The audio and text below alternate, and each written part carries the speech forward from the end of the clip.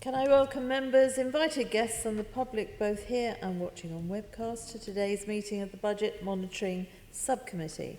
Our main item today is a discussion on the Mayor's budget process, but first we have a few short items of formal business to go through. Have any apologies been received? No apologies have been received, Chairman. Thank you. Are there any additional declarations? Can we note declarations as set out in the agenda? Agreed. Yes, thank you. Can we note the minutes of the 11th of September 2019 meeting? Yep, thank you. Can we note the report?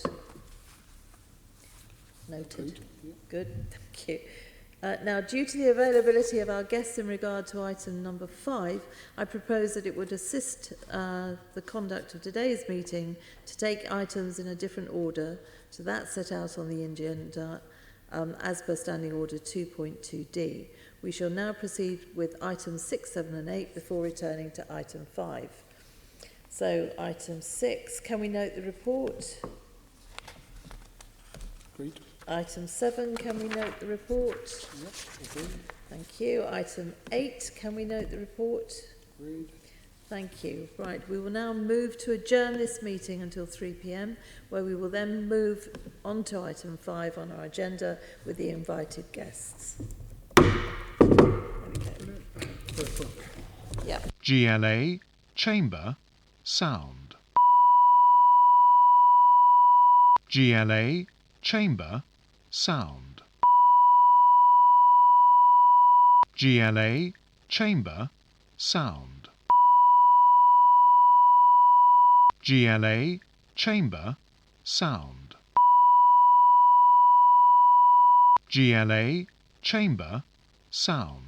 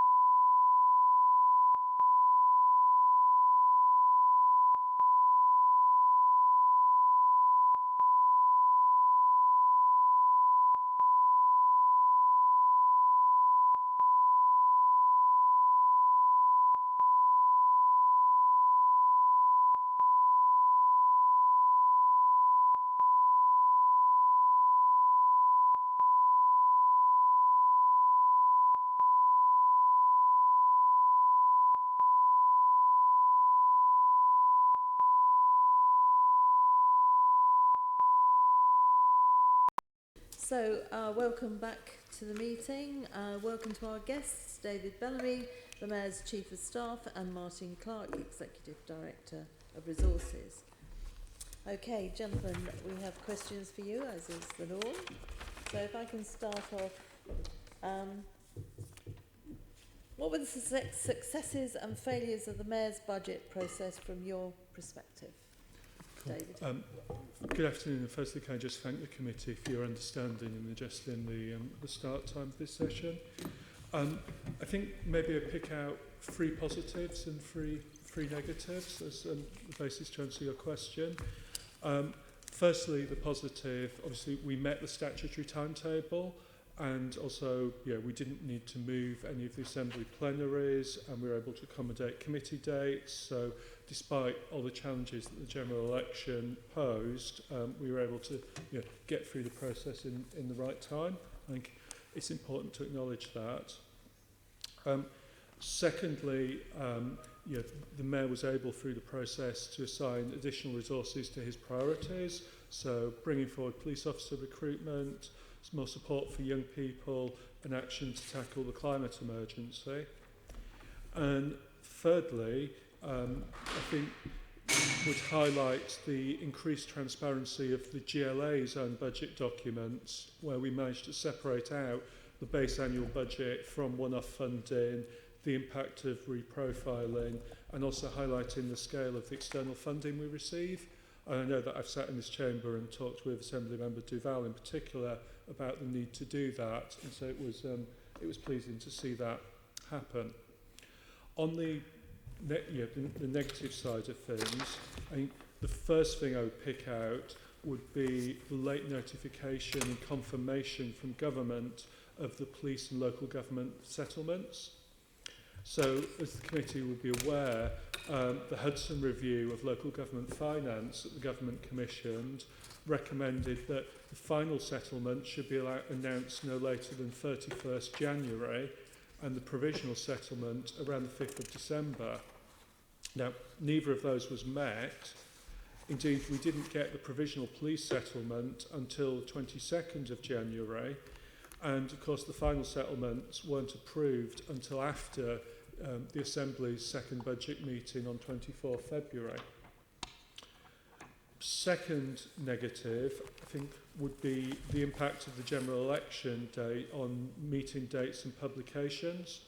So functional bodies were left with a choice between delaying meetings until after the election, or alternatively making their budget submission under delegation procedures, rather than be able to do so in a public meeting.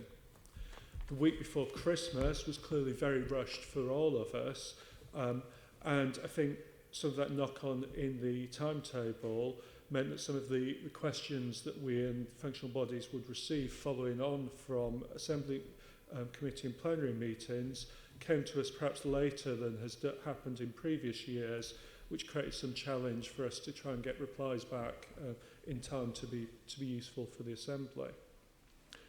And then the third thing I would say would be really, obviously the budget is about setting council tax and mayoral allocations for 2021, but also it provides an important look forward. And really the situation we have is we've got such total uncertainty about funding level in future years. So we don't know how many additional police officers the government intends to provide London funding for in future years, nor, given this, what items we need to meet from the additional officer infrastructure funding that was in this settlement. We don't know what level the 2 council tax referendum caps will be set at in future. We don't know the level of business rates, either given fair funding reviews and so on, in terms of funding for GLA, for LFC, for TfL, and we don't know what level of business rates growth will be taken away from London in the proposed business rate reset. The Mayor, as colleagues will be aware, has made provision for a change in when we receive business rate growth to actually spend, but that is only an assumption and we don't know if that's accurate. It's a very significant sum of money the Mayor's had to put aside on that basis.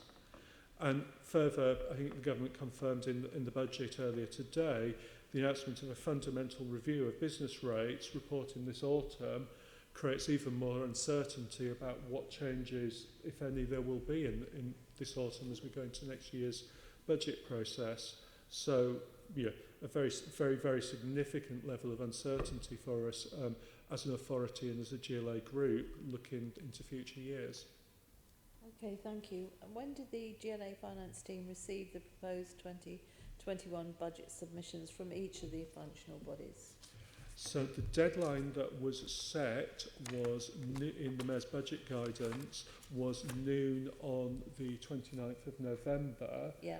Given the general elect, because that's obviously based around trying to get the consultation budget out and looking at what dates for assembly functional body meetings might be, given the impact of the pre-election period, in some cases extensions were negotiated for individual organisations. So I think OPDC definitely, maybe TfL very slightly, just to give them a little bit more time to get everything ready. One of the things that's important to remember actually about the process is that functional bodies have to prepare the information in the appropriate format for their board or whatever it may be. They also have to prepare in the format needed for the group budget documents as well, and so it's a significant load on their finance teams to do that. You mentioned that, but the TfL board that sits to agree the TfL budget doesn't sit till December though, does it? So the TfL board actually sat just at the beginning of the pre-election period, and so actually it did manage to meet during that period, which is a welcome, I think, first. It took the decision, as it usually does, to delegate approval of the business plan to the Finance Committee, and then the Finance Committee will, meeting was scheduled, I'm doing this from memory, it may even have been the day after the general election, in order that it could be done in public. The TfL budget for the year ahead will be approved by the TfL board when it meets next week, and that's now a public document as the TfL board papers have been published. So the Mayor's budget guidance makes it clear that the submissions were due on the 29th of November, which you've confirmed. Two of the GLA family, as it were, got there. That was the GLA and the LDC. So the police didn't, TfL didn't, OPDC didn't. I have a memory about OPDC and TfL. I don't have a memory about other organisations, but again, because of the pre-election period and the limits on what could be published, we were in a slightly exceptional circumstance. It's not, in other years, it's not where we would expect to be at all. So every other year, they're all on time? I think previous year, TfL was delayed because of the exceptional negotiations around Crossrail that was taking place that prevented them from finalising their business plan, but I believe all the others were on time. It's not been a consistent problem. And the previous year, the LLDC forgot to publish the stuff on the website. But it had still submitted. So it had submitted, but hadn't made it public for yourselves. So at what point did you know that late submissions were likely to be? They were likely to be. That's a good question.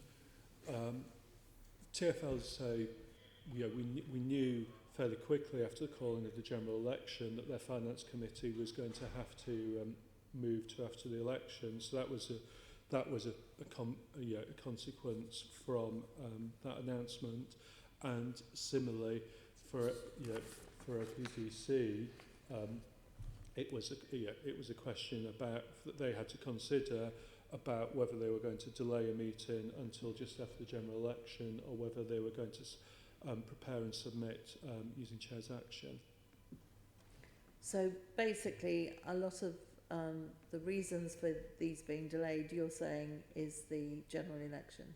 So, the general election was or Crossrail or something else. Yeah, so OPDC had scheduled a board meeting for can't remember, was it the 21st or the 23rd of November, it was in that area that absolutely was scheduled with the basis of them being able to approve and then submit, and they, obviously, in the circumstances, asked for longer. So when we're preparing the draft budget guidance, we do liaise with the functional bodies to make sure our date, for submissions fits in with their board meetings, or they set their calendar. So that should be all right. It should be all right, and normally, in normal circumstances, the papers come public before the actual meeting themselves. Okay, I mean, because it's very inconvenient when all these submissions come in late for everybody. So what is the sanction for late submission? It's obviously the Mayor sets it as an expectation in the budget guidance.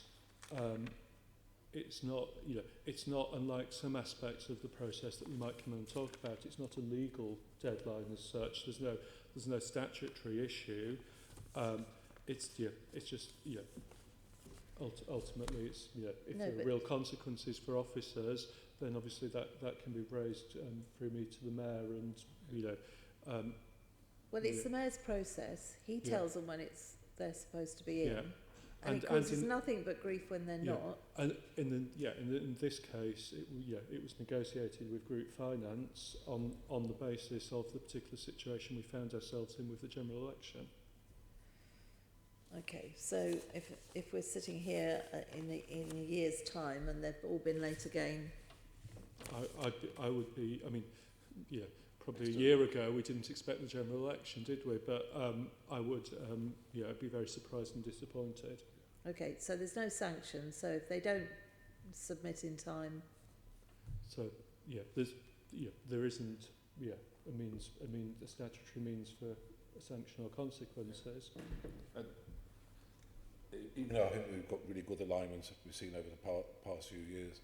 In the past, what would go in the Mayor's budget consultation document wasn't always the same as a submission, because sometimes a submission in the past was seen as a bit of a bid, but it's the Mayor who has to decide what he's going to put out. I think we've got it where we've got really good alignment now. So do you think then, if there was some sort of sanction, that it might focus their minds more a bit to make it easier for everybody if these submissions came in on time? So I don't. The general election made it certain things unavoidable this time. I don't see a particular. There are positive relations between finance officers around the group, which would not last, because clearly it's Group Finance who feel the consequences of this, and they work together to mitigate the situation. And we do actually bear in mind, let's take a normal year. We don't want, we do not want to impact on the scrutiny process that then goes on up before then. And then last year we had the discussions how we could best sort of set the timetable for the budget performance committee meetings to enable that scrutiny. Well, there's some questions coming in a minute, because it's all very well scrutinising one thing, and then when it all changes completely, it makes one wonder whether it was worth it, but we'll go into that in a while. Is it possible that going forward the budget submissions could be shared with Budget and Performance Committee on a confidential basis in advance of being publicly released?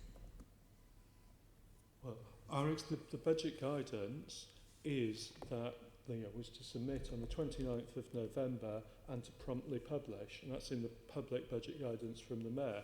So in the normal situation, there's nothing to share on a confidential basis or otherwise, because it hasn't been submitted, but the Mayor has set out that he wants it to be publicly available, and one of the important reasons for that is so that the committee can do its work. You say, this year was a truly exceptional circumstance with the general election. If there are learnings for that, should that happen again, we absolutely, I think, could have discussions about that. But I don't think any of us would foresee there being a general election next December. Okay. I hear what you say. David, this is really for you. At their budget and performance in January, OPDC explained that the GLA advised them not to publish their budget during the pre-election period, a budget which, with the best will in the world, is a very technical document, which is only of interest to people really like us. Do you think it odd, therefore, that the GLA did not seemingly advise the Mayor to defer the decision on the TfL fares freeze that was going to affect millions of Londoners, which was then subsequently announced during the pre-election period? So the issue around the OPDC budget was that the budget and the changes in their submission revealed the change in approach that OPDC was taking, and the view was taken by officers that was something that during the pre-election period wouldn't be appropriate to put into the public domain, and that's why OPDC had to wait. On the other hand, the TfL fares freeze is an established, well-publicised mayoral policy implemented for a number of years, and the business plan that TfL published a year before, for instance, projected forward the impact of that to 2020-21, and so there was nothing novel or surprising in the TfL budget in that sense. So you're relaxed about that? Yes. Okay. The TfL business plan governance process has in recent years resulted in the budget submission being released at its December Finance Committee meeting, which I mentioned earlier. Does this mean that TfL's budget submission therefore will always be late if it goes to that? So the Finance Committee in the last 2 years have had the date adjusted due to exceptional events. 2019, that was the general election, and 2018, it was the fact that we were still in a negotiation process with the government about meeting the additional costs of Crossrail, and that needed to be resolved in order that there was a business plan that the Finance Committee could consider. So I view those as two separate but exceptional events, and very clearly, obviously it's a matter for the budget guidance that will be put out ready for the 21-22 process to set that out, but my expectation would be that the budget guidance will reaffirm the requirement for submissions by the end of November, and that functional body governance processes should allow for that. You've got anything to add, Martin? Nothing really to add other than, from my perspective, the very fact that the paper should be published at least 5 working days in advance gives some partial compliance with the date. So if you had a meeting, say 2nd of December, if those papers are all published, 5 clear working days beforehand, to do the job of the budget, I've got what the team needs. Not all I will then be picking up if, for an exceptional reason, the committee or board made a change at their formal meeting. So the information is available, it's in the public domain, and is worked on. And I think it's important also to reflect that when we published the budget guidance, it used to be July. We've tried hard to get it out by the end of June, and there's a private consultation budget process with group finance officers about that. It's not the case that, that's the professional bodies say, that's jolly interesting, we're going to have our summer holidays and we'll come back and decide how we're going to set a budget.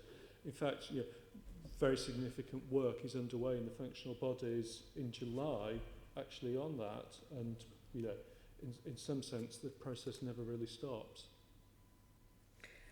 No, but nevertheless we're getting late papers, and we're trying to establish how we can make sure that we don't. So you're giving me assurance really that then next year, unless there's another general election or something, some such thing, the papers should come out in time for proper scrutiny to take place. I think there's a wider question we probably might not be able to get into too much detail today, is the statutory framework is not now very well aligned with how funding comes.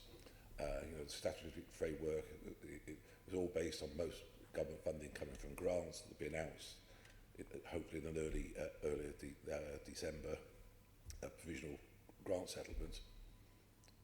The GLA group doesn't, other than policing, does not get any central, general government grants. Its main form of funding is business rates, and the timetable for business rates is a lot later. So we are grappling with a problem where the statutory timetable does not well align with what I call the funding timetable, and I think that's something we need to think about going forward. If you get any legislative change, well, you know, it won't be easy, but it's something we should rule out looking for. Okay, fine. Assembly Member Arnold. Yes, thank you. Chair, before I go on to ask some questions on post-approval budget changes, whilst David is here, he did just say in his opening remark that he didn't know about the increased business rates retention. I've just got it here, it's now in the public domain, that it's going to be 67% retention for London in 2020-21, in line with the Greater London Authority funding agreement made in 2017-18. Yeah. Is that, just in your words, is that good news for London or bad news? It's firstly, it's not. It's not new news. The government did confirm that last year, and so that's been an assumption that's run through the budget, and the group budget reflects that. We would regard it as bad news. So we've gone from 2018-19 piloting 100% business rates retention to 2019-20. The government reduced it to 75%, and now they've dropped back to 67%, which is where we were before the pilot. And the consequence of that is that we get less opportunities to claim business rate growth and reap the rewards of the measures that London government, the mayor and the boroughs together take to boost our economy. Yeah. Anything to add, Martin? No, I agree totally. Okay, well, let me just read into the records the sort of background behind these questions we're asking. Following the completion of the 2019-20 budget, several of the functional bodies have adopted revised budgets. This means that this meant that the approved and publicly available budget is essentially discarded, and performance against the original budget is no longer reported. And indeed, this is a matter of concern, because let me just say to our guest, one of these budget changes made by TfL in November 2019 was when TfL increased the net operating surplus of 434 million and reduced capital expenditure by 209 million. Now, there are a number of issues here, and we'll ask questions particularly, but what I want to flag up is that the Assembly was not informed of these changes. Now, surely, Martin, through your system and through the Mayor, there ought to be a mechanism by which, when these changes are made, then they are reported immediately, either to the full Budget Committee or brought to the attention of budget monitoring. So, Chairman, I think they were, and of course, this committee will be monitoring the activities of all the functional bodies and their reporting and their papers. Perhaps the best way to just explain is just to take a little look through the process and perhaps see how it looks from this side of the table, if you like.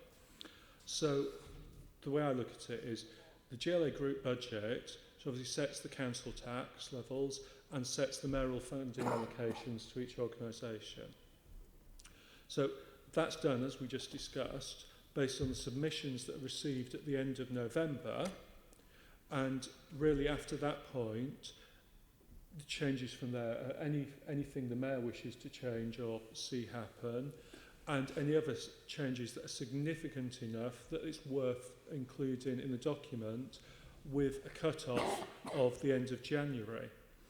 And part of the reason why we operate a rule at the end of January is that it finds it makes the Assembly's job in the final budget meeting in February very, very difficult if there are unnecessary changes. So a couple of years ago, the Met had made some changes to their budget, and they, it was tied in at the same time with the government changes in government funding, which we needed to reflect in the final budget. The government, the Met, sent these through to MOPAC, and we got these figures, and we couldn't just reconcile the two. And we recognised that it made either mayoral scrutiny or assembly scrutiny of the mayor impossible, and that we had to basically reject those and ask MOPAC and Met finance officers to work together just to focus on the bits that really mattered. So we're quite clear about in the budget process trying to avoid making unnecessary changes. Now, those submissions that come up to the end of November essentially will reflect the forecast that each organisation makes at the end of Q2, so that's the end of September, or for those organisations that do 13-period budgeting, the end of period 6, which is the middle of September. So by the 24th of February, when we approve the group budget, most of the submissions are actually based on the underlying financial situation as of late September.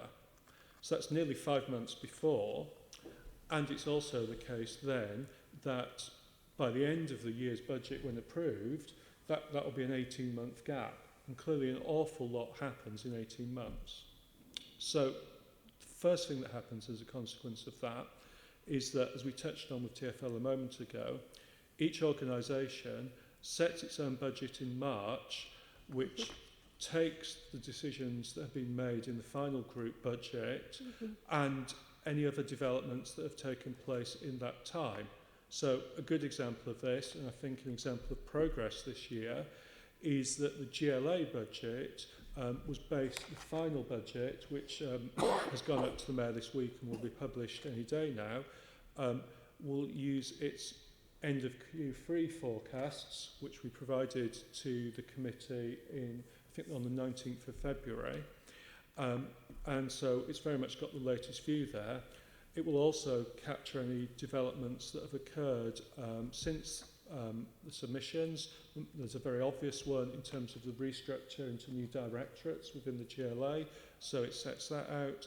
And it also includes the impact of the government's late announcement on the national business rate levy surplus, which was too late even for the February group budget meeting. And obviously all those budgets are published in the normal way, either as decision documents or as papers for the relevant board. So we then have the final budget for each organisation, and this is where I remind myself of what the Oxford English Dictionary says, which is that a budget is an estimate of income and expenditure for a set period of time. Now, what we then know is that throughout the year, each organisation produces updated forecasts, usually at quarter end, and these are provided to the committee in each organisation's quarterly monitoring reports. And obviously, it's entirely in the committee's gift, just as it is in the mayor's, to compare those forecasts against the year start budget, any other previous estimates, which allows you to see which numbers have changed, and then can drive a good discussion about why that is the case. Now, normally, the process doesn't lead to restating the whole budget, and of course, even if it does, what was officially agreed as the budget in March is a public fact and is not something that anybody could try and hide because it's there out in public in black and white. However, sometimes, in comparisons, it's appropriate to say rather than using the year start budget, we need to use the more recent version. So I think, Assembly Member, you give a very good example of that, which was around TfL when they, at mid-year, found they were beating their forecasts very significantly on revenue, and that would have led, in terms of their scorecard performance and its impact on reward payments to TfL staff, to reward, if we're honest, for something that wasn't entirely in their control and justified. But David, And that's why, and just to finish, that's why the TfL Commissioner and CFO recommended to the TfL board that they restate their budget and set higher revenue targets for the organisation to hit this financial year. Okay, just at that point, let's stay with this, because if we can understand maybe TfL's process, then at a later date we can deal with MOPAC's.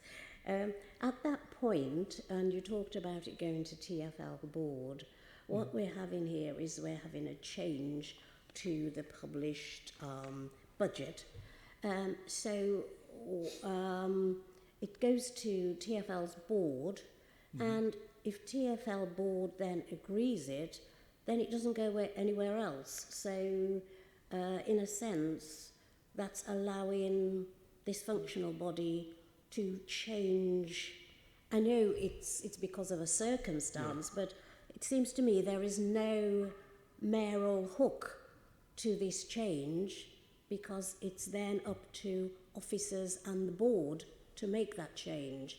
And I'm just wondering how the mayor is engaged in this change if a board is going to make the change and the board's decision is final. So I would say firstly the mayor is engaged in the change because he's the chair of the TfL board. Yeah, we sometimes forget this, don't we? Yeah, and so he sits in this chamber, chairing the board thank you meeting. For reminding us and of that. It would be an unusual circumstance if the board were to make this change and the chair of the board were against it. So I think that's the first thing to say. The second thing I would say is, of course, the proposal to make that change is something that is in the board papers ahead of the meeting.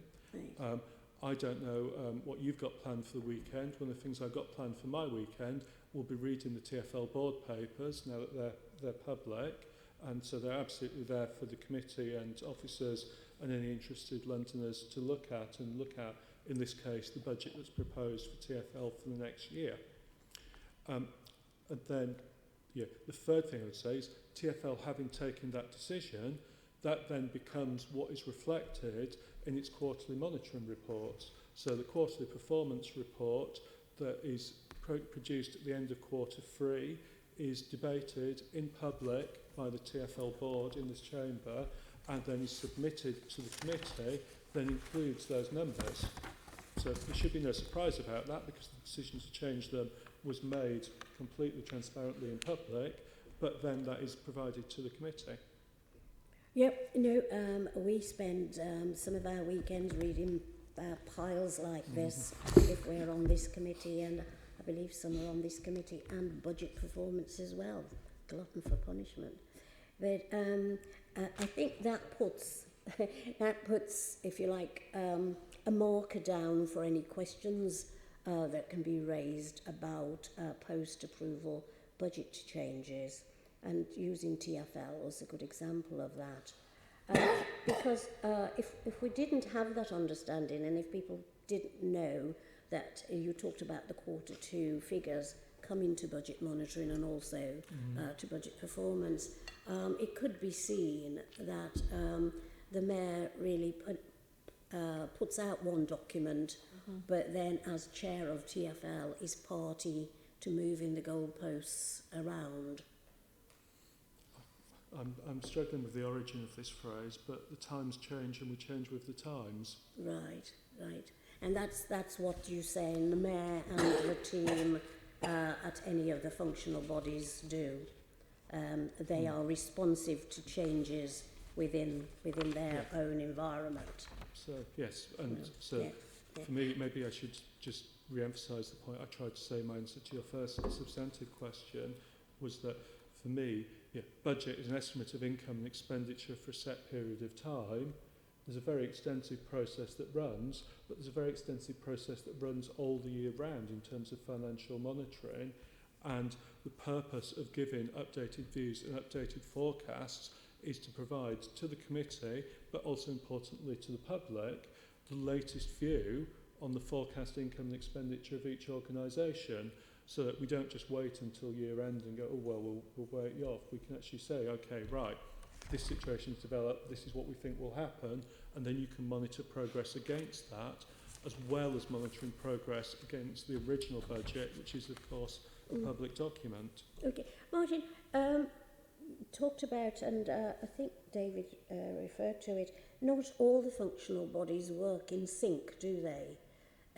Because I understand that you could we could see greater transparency if all the functional bodies reported in the same format. So even though they're having changes, then the reporting could stay in line with the mayor's group budget. And that would bring about greater transparency. So I guess there are probably two things, and I think Martin's going to want to add in on one of them. The first thing is... You know what he's going to say before he said it. Why don't I get an answer from Martin, David, given I asked him the question? Can I have an answer from Martin, please? I'm probably going to say something David wasn't thinking about is it's going back sort of 15 years or so. We used to have a process of the then equivalent of group finance would take all the functional body reports and boards, budget papers, finance papers, which are obviously structured in a way which presents a meaningful management information for them, and conversion them back into the structure that we use for approving the mayor's budget. I think the decision was taken, as I say, quite a long time ago. That was confusing because you had functional bodies looking at two different versions, and it was the Assembly who decided you wanted the reports that the functional bodies get.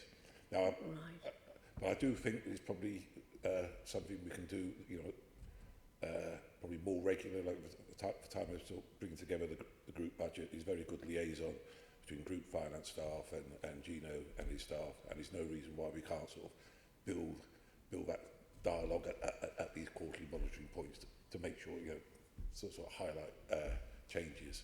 The only other thing I was going to say is, technically, neither the Mayor nor the Assembly, he's setting the detailed budgets for those organisations. As David says, the boards themselves approve it in March. The GLA process is ultimately decided, obviously, on the basis of justified spending plans, how much council tax and how much business rates is going to be allocated. The GLA budget process is a funding allocation process, not a detailed line-by-line budget setting procce. No, thank you for that. No, thank you for that, because sometimes, if there isn't the history or the organisational knowledge available to current teams, then we want to somehow go introduce something that has been tried. So from what I'm hearing you say, Martin, is that there was a system that was something like bringing it into some sort of format that related to the published budget, but Assembly members scrutinising that function thought that the system that we have now is a little bit more robust. I think so, because you actually, I think seeing the information in the format which is meaningful to the organisations helps you to question them. Is other things you've done in the past, often in the period between organisations setting their budgets and before the Q1 monitoring comes available. In the past, from time to time, this committee or the main committee has a session with the functional bodies to get them to explain all the main changes that have happened since. So I think there's several ways we can go about to make sure that people are apprised of the changes and can take their view if they're properly justified or not. Yeah, no, thank you for that. Anything to add to that, David? Yes, so Martin made and expanded on my first point, which is different organisations are very different and reflect that in their budget. The second point is, I think, for us to remember that obviously budget performance, while essential, is one aspect of performance, and what you've seen with the dashboards that the GLA now provides, setting out a wide range of performance information, including financial, so that format is being adopted by OPDC, and also speaking to the interim chief executive this morning, MOPAC are looking to adopt that format and working on that. I don't think that's a format that would work for TfL, given the very different operational nature of what they do.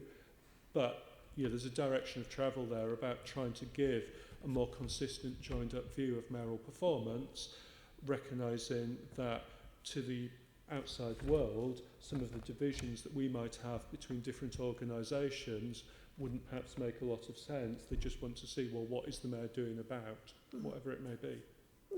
Okay, and let me be clear about this. You just said that when I made reference to the changes that TfL had made in November, are you saying that the Assembly, through one or other of its committees, will be able to see that changes before the end of year?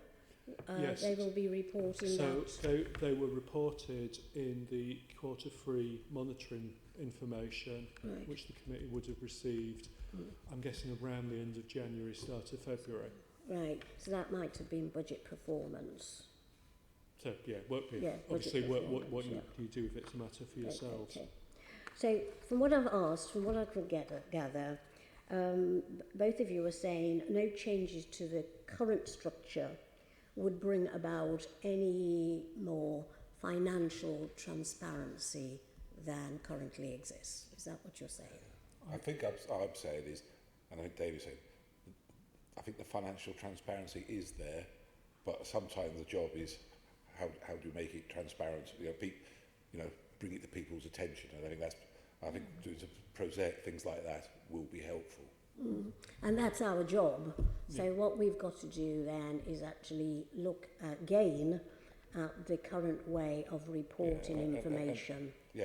Exactly. And I think if we can sort of replicate sort of the close working we do have different parts of the organisation in the statutory budget setting at the points around the quarterly monitoring, I think that's probably a quite useful step, because, as I say, even this quarter is a lot of paper.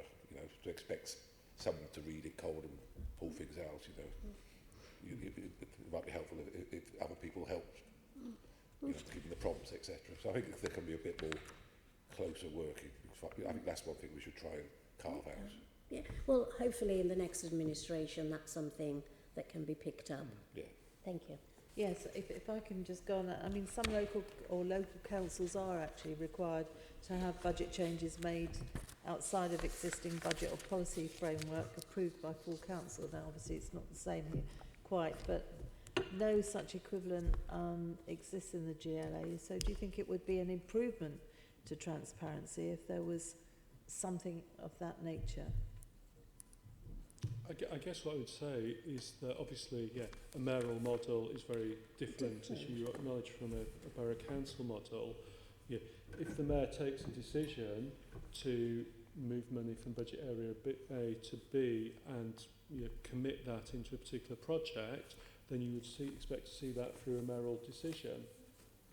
And otherwise, we publish direct to the committee both the quarterly finance report and the quarterly dashboards, which set out the latest forecasts and projections, in advance, actually, in some cases, of any commitments being made.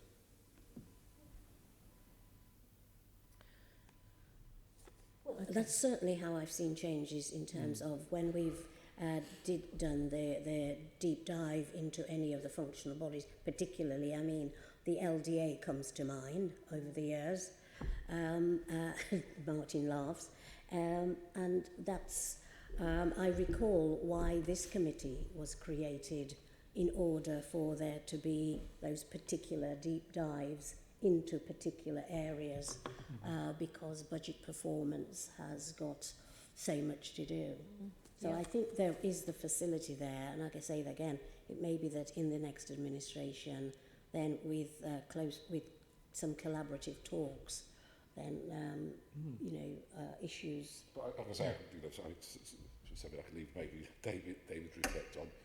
We perhaps could look at, now we've got much greater clarity when we do reprofiling, is maybe we can make a bit more clarity how much, we are trying to do, how much is that driven by the activity, you know, the spend on approved activity changing, or how much is because it's been a new approval? Because that's what changes the overall budget over that sort of our planning period. And maybe we could get a bit more clarity And there. certainly from the GLA side, we've tried hard to get a better feel and give a better feel, so that when expenditure moves, why is that? Yeah. Is it just because the profile was never set properly in the budget in the first place? For instance, you're in Londoners Fund, where until you've made the individual allocations to the individual projects, you can't know what the profile will be.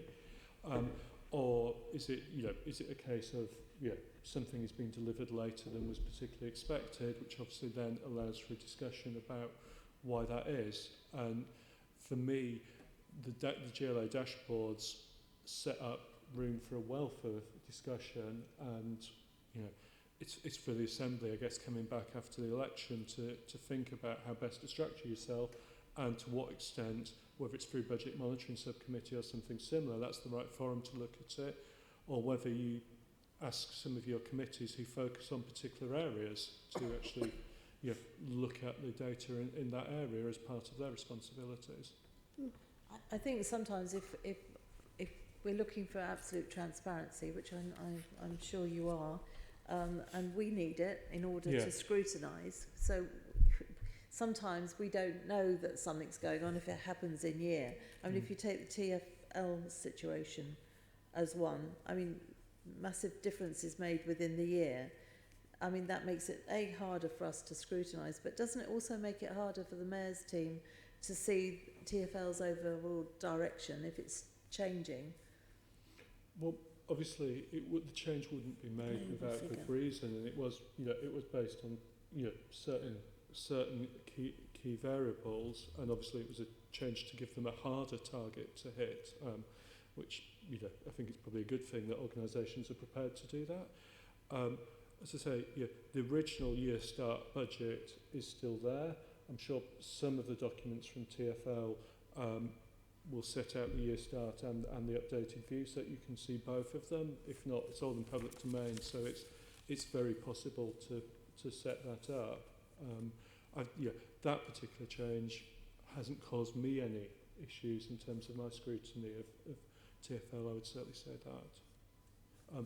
What I do think is good that comes out of this is discussion. I think what's interesting to reflect on GLA is our first attempt at dashboards ended up becoming very, very detailed documents, and it became about documenting things rather than about performance. And I really think what we should be trying to reduce is, rather than huge amounts of trees that take up all our weekends and beyond, but actually something is setting out the key facts, what that means for overall delivery, and setting us up to have good, open, scrutinising conversations. Yes, I mean, we would appreciate anything that helps us to scrutinise, and transparency in all of its ways helps us, because we've got a view and a sight of what's going on there. Len? Okay, so at the end of the budget process, we have a bit of a tidying up exercise, and at most budgets, recent trends has been a bit of a windfall in terms of being able to commit to certain projects that you wouldn't have been doing in the normal budget. So in terms of, just to explain to us as the committee, at what stage does the Mayor start considering options for spending the additional business rates and council tax receipts in that tidying up bit at the end and revisions? Okay, so if I start, Martin might want to say more detail about the technical side of the process. So the statutory deadline is for boroughs to submit their business rate returns to us by 31st January. If I'm honest, not all of them always hit that deadline. And also, as part of the fact that we're now in a pool, there's additional, it's not simply a case of just summing up the figures from each 33 of the 33 billing authorities. There's a lot of pool-based calculations done in conjunction with the City of London Corporation to actually arrive at the figures. So I'm sure Martin can answer questions on that, but for me, the upshot was that it was on Thursday this year, it's Thursday the 6th of February, that Group Finance could come to me and confirm how much funds the Mayor would have available. Yeah, we probably started getting indication a couple of days before that, but it was only then when we really knew what the quantum was going to be. And that's probably not dissimilar from previous years either, that time frame. And then to publish the final draft budget on time on Friday the 14th, in order that Group Finance could do what they needed to do, they needed the Mayor's decisions by Tuesday the 11th in order they could reflect those and do all the final cross-checks on the document, which obviously, as it's the final document and it's setting the council tax levels, we have to get right. So that's a very small window. Approach it in two ways. Firstly, just a small number of matters that have arisen after those individual budget submissions and are not things that we think we can just, the Mayor thinks, oh, we can just punt back to the individual organisation to deal with themselves. So a good example of this would be on 14th November last year, TfL raised with the Mayor that they got concerns about bus driver retention. And so the Mayor then, obviously that was at the point at which their submission, although hadn't yet gone to committee, basically was set, and so the Mayor asked them to go away and not rush things because it needs to be looked at properly, but to do some research on the options available to mitigate these retention issues and come back to him with a proposal, which TfL did at the start of February. And so that's an example of where there's a one-off thing running later than normal process, which the Mayor judged required attention, and then he could consider whether to make an allocation. The second point is, as I say, given the uncertainty on the quantum available, it isn't really feasible to line up a list of individual things the Mayor could spend money on and try and put them in priority order, particularly when a number of them are scalable in their own right.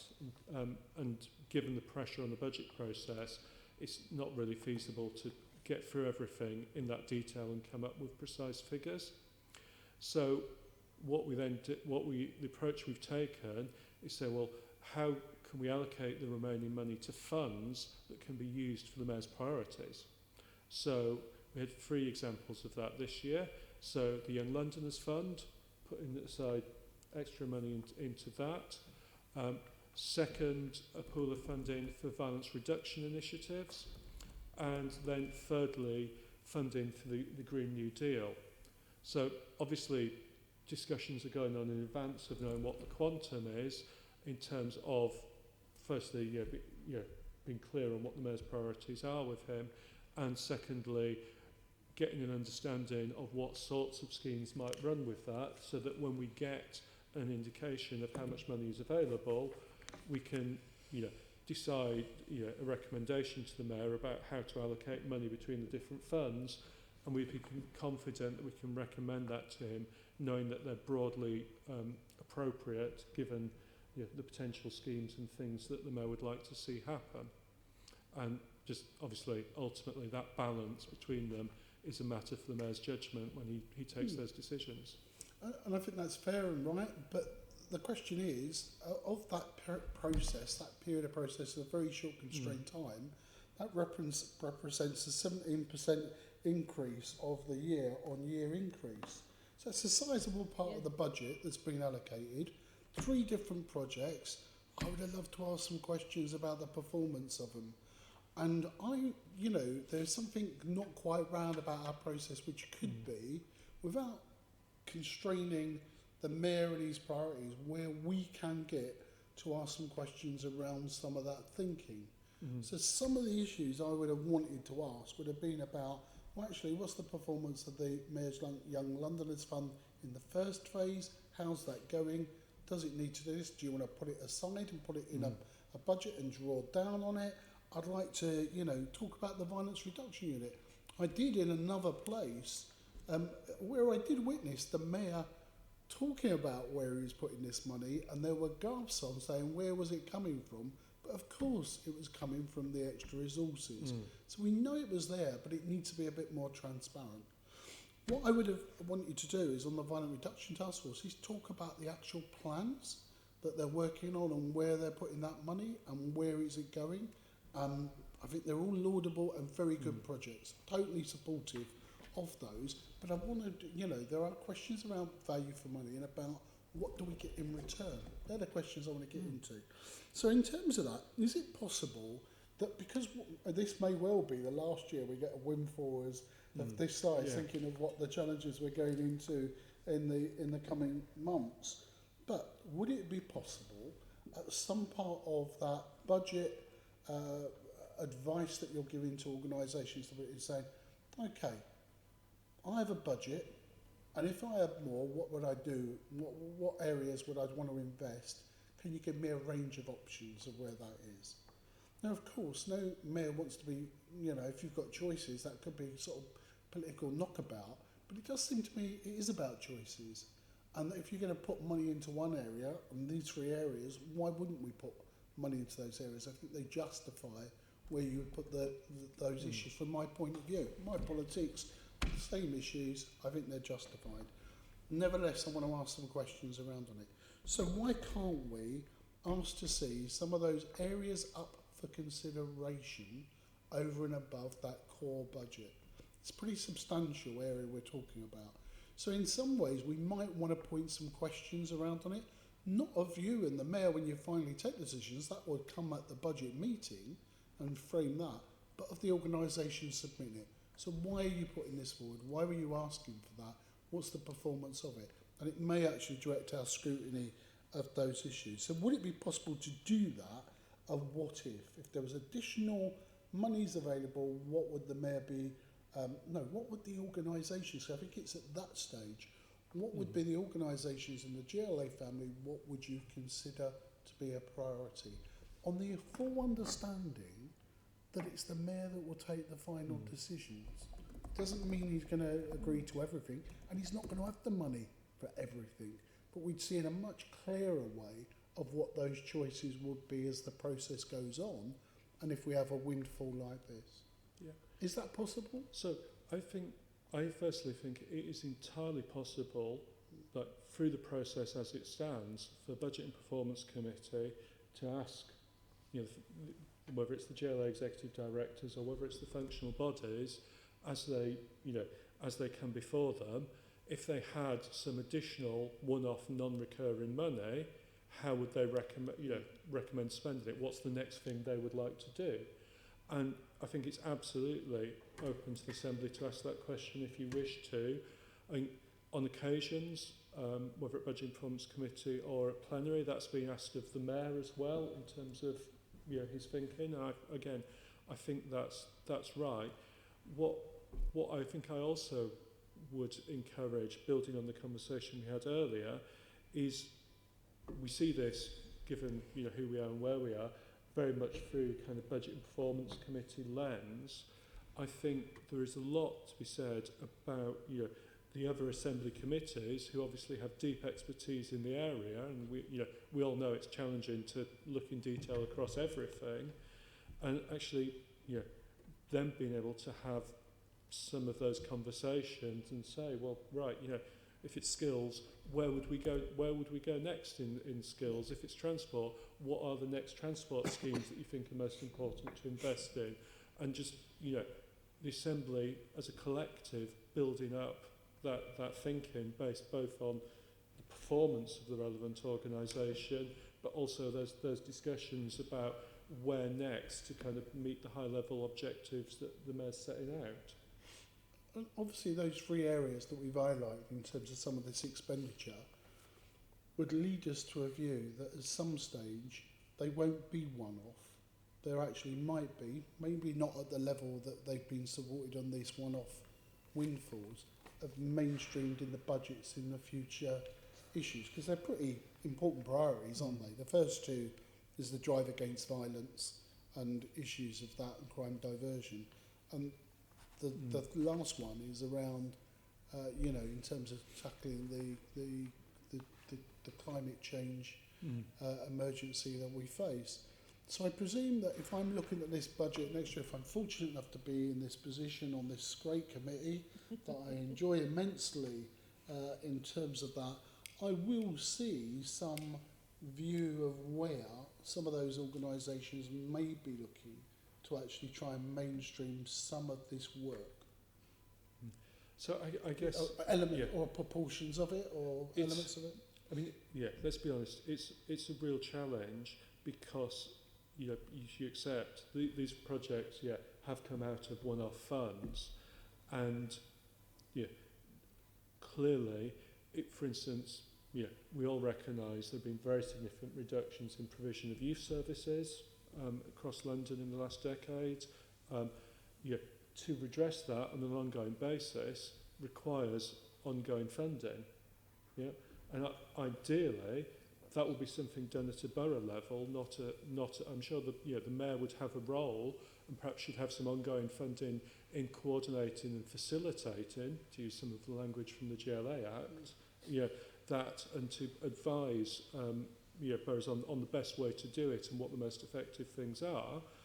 But it wouldn't be for the mayor to do. He's very much stepping in, and the challenge in all these matters is where the mayor needs to fund something is can it be done in a sustainable year-on-year way, and that's why. So in terms of Young Londoners funds, there are conversations happening as we flagged in the budget documents with the voluntary sector, actually saying the philanthropic community around London to say, well, actually, rather than making this a mayoral fund, it's just held and distributed by this building, can we try and create something necessarily out with this building that has the support of the mayor, has the support of others, and can try and get a bit more strategic long term and bring in funding from the philanthropic community. And if there are periods where the mayor doesn't have business rate growth to allocate, well, maybe that's okay because there's donations from other sources. And so that trying to take that sort of approach, or on the Green New Deal, one of the things that we will look at for schemes there is ultimately, will there be some return on the investment? Can we make the fund recycle, just cycle round and then be able to allocate again? Now, I don't think this is going to be one of those funds where you're going to get all the money back and then be able to send it all out again and etc. But that's certainly one of the things that we would like to do in order to, just get into a virtuous circle on this stuff. Okay, the question's to Marty now. So in May, I would have done 30 years of elected office. That's 30 years of budget making in various forms and watched it. Always at the end of the budgets, there's a varying bit, there's a tidying up exercise, and there's usually a bit of some wiggle room, and that gives us a little bit extra. Sadly, sometimes it wasn't in my era, but that was more about the performance of the organisation rather than everything else. So this 17%, am I right as a layperson saying, actually, I could assume something in normal times, well, not in normal times, but if normal times occurred next year, that I'm at least going to get 10% extra of this that's going to be available for the mayor to prioritise. Would that be fair, or would I be over-egging it? Will we ever get to see the old picture, to see that?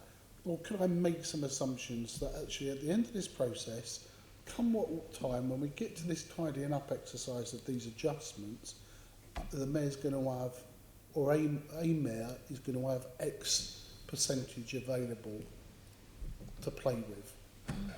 Does that work like that? I mean, I know you're risk averse. No, exactly. There is a bit of risk averse. It's what I'm going to have to sort of stress and sort of caveat the answer is, at the moment, these are estimates. These are borough estimates on what they're going to pick in. So we've got a track record of, you've probably got 33 slightly risk-averse directors of finance. So generally there will be an upside. But in the scheme of things, Yep. I don't think it's really big, you know, because you've got £2.5 billion of business rates here. Yeah. And so you're talking about, you know, you're talking a fraction of a percentage. The one, to see that sort of, in a way, utopia or nirvana, you're going to have to wait till you get through all the changes can be made to the various aspects of a local government finance system this year. You know, you can say you've got the fair funding review, the spending review, the business rates, resets. But internally, we do model, shall we say, a much more cautious, pessimistic view. You know, our initial estimates included in the December consultation paper were still business rates, you know, being slightly more than 5% above the government estimates. You know, we're a fraction higher than that. You know, we produced 131 million, but it's less than 1% variance. So what was And it's a unique problem to London. Yeah. Okay. Because you take a big county like Lancashire, they're dealing with only 12 equivalent to boroughs, and their business rates total is 190 million. You know, we're talking 2.5 billion. So it is a unique thing. And that's part of the reason why we do keep this business rates reserve. We are going to get it wrong sometime. And I know it goes up and down. Yeah. But I do think, and look, I'm only in terms of how do we handle our scrutiny process of that. And I probably accept we never see the whole picture until very late in the day. There will be that a little bit of additional issue. But what was your modelling then for this year's budget? What was you working on? Even a cautious modelling. Well, I was saying, you wouldn't have put it at nil. I mean, I'm very grateful for the treasurers being cautious in London, and I think that puts us in good stead in terms of your work. But in terms of what your working assumptions were, whether you shared that with the mayor or not, something of just thinking, I've got this to play with, and I can say this to the mayor, actually, you've got some wiggle room to do X, Y, Z with it, and these are your options. So what was you working on? What was the assumption? For this year's budget, I say, in December, we was working on the basis of having, the actual figure was 5.2% above our baseline funding. That was based on the growth that had been coming through. We're at a position where, with the final returns, we're at 6.1. You know, it's not a lot of change, and I don't think you can get any more precision, really. No. You know. Yeah. But it's fair to say, I did ask at one point David Galley, give me a range, give me any sense of what you think it might be, so that we can prepare. And he did, and the final outcome was outside it. And that's not bad forecasting. It's just that it's such big sums of money that very small differences in what the boroughs assume lead to very, very big differences. I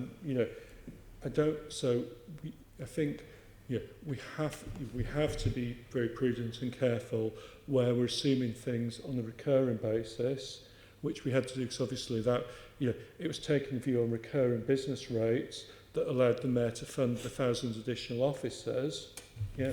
And when you're in a world where you've got business rate growth reset going on, Martin had to take a careful and prudent view about that. On other things, on the council tax, obviously there we have more confidence in the collection fund surplus. We made a prediction of, 12.2 million. It came in at about 17 million. So we're a bit prudent there. But on the other side, the tax-based growth that we assumed at 2%, because in general in the last few years it's been a bit of 2%, and we actually did, Group Finance worked with GLA Economics earlier last year to review and just see, was there a basis for changing the estimate? They couldn't find one, but it came out at 1.56% in the actuals, and so certainly there's an example where we weren't being too prudent, and so it's very difficult. I'm right in assuming, for planning purposes, if we're planning our scrutiny out, that we could realistically take something like, even though normal times are not going to be normal in the coming years, of some working assumption that there are likely to be a surplus of some description. It might be less, might be more, depending on circumstances of how the figures come to play. And in that sense, I'm then right, in terms of my scrutiny process, to ask the political executive, if you had more, what would you spend it on? What would be your thinking around that at the beginning of the process, but as you owned in, where you come to understand how much you've got, again towards that end of that process. I can either adapt my meeting at the budget meeting in terms of questionings around that, or I can start to plan. If you show your hand, you might not be able to, because there might be 25 options for you to spend that money, but as you start to close in, to ask questions about, okay, so let's get the understanding why you'd want to invest in those areas. Is that reasonable in terms of a scrutiny exercise, in terms of working some assumption over? It may be that we're never going to have this ever again, and it's all going to be a bit more squeaky bum time. Do you know what I mean? Well, my glass is a little bit half empty going forward. I do actually think, we've had, in one sense, we'd be probably a bit careful, was the business rates pilot is exceeded our expectations. It exceeded London Borough's expectations, and it's obviously exceeded in monetary terms the government's expectations, which is obviously a factor in the rebalancing, or taking into account in the rebalancing they're doing, and also a factor for them not allowing us to keep 100% business rate pilot. Okay.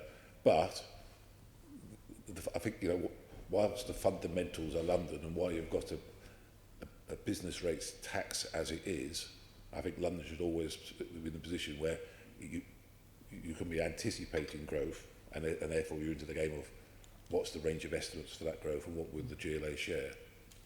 But, So who knows? it's fundamental, isn't it? The government is going to take decisions on the baseline funding level and take decisions about clawing back, and resetting growth, business rates. They're two absolutely fundamental things.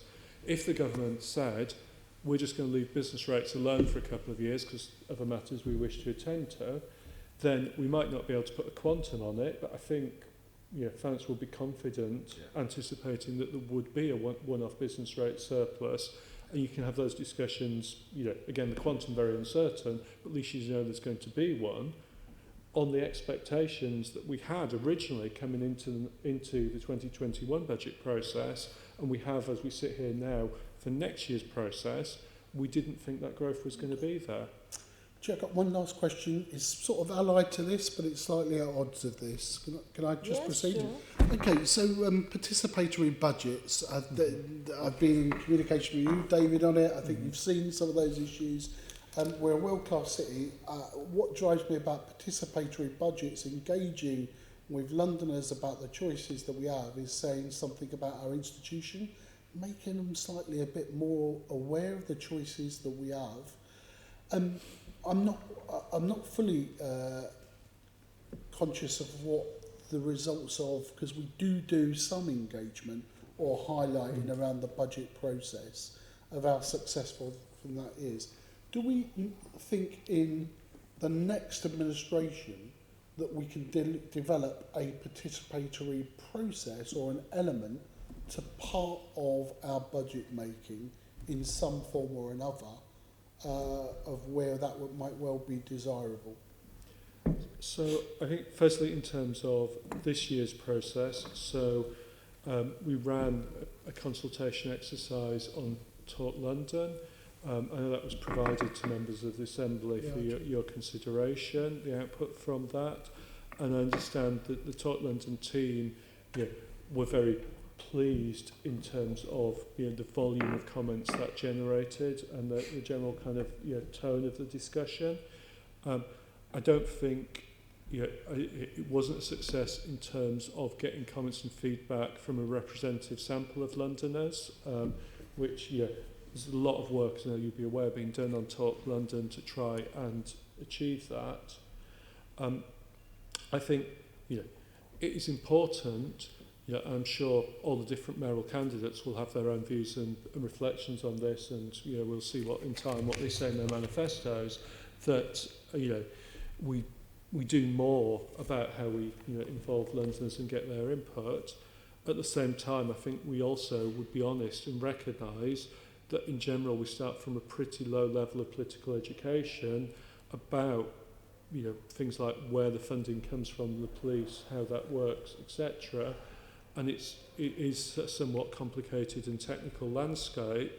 And the challenge for me is not just, you don't want to turn it in, political education is a good thing, but you've got to get the kernel of the points across to people.